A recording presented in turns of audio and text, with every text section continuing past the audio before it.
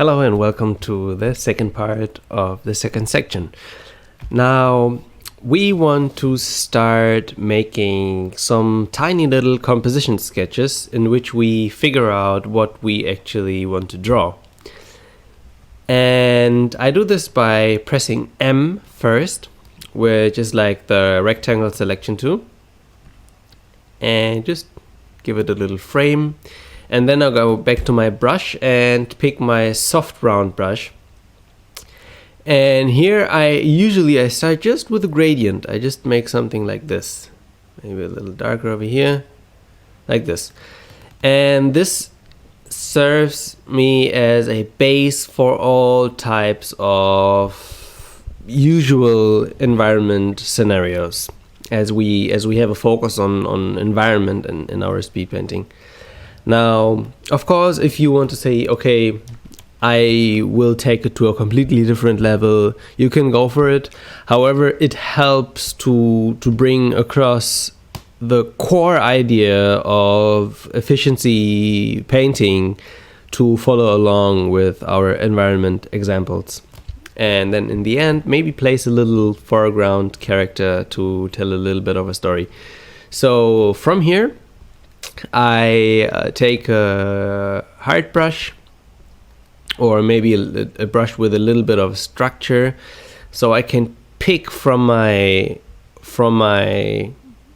canvas, from the parts that are already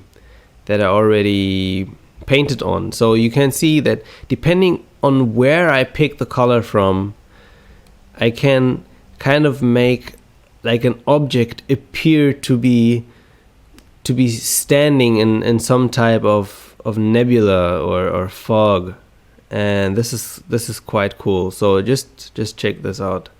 You can do something like this, and then let's make it a little bit smaller. I go a bit further behind and do the same here.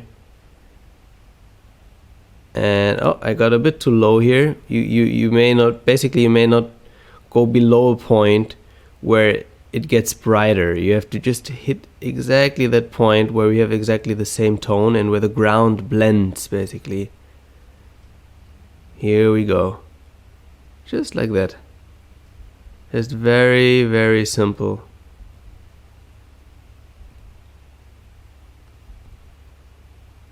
Same here.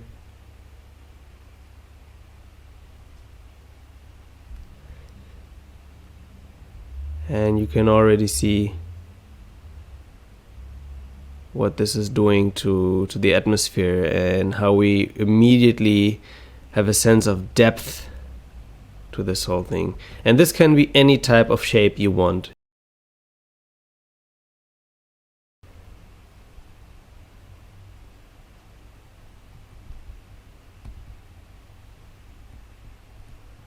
There we go.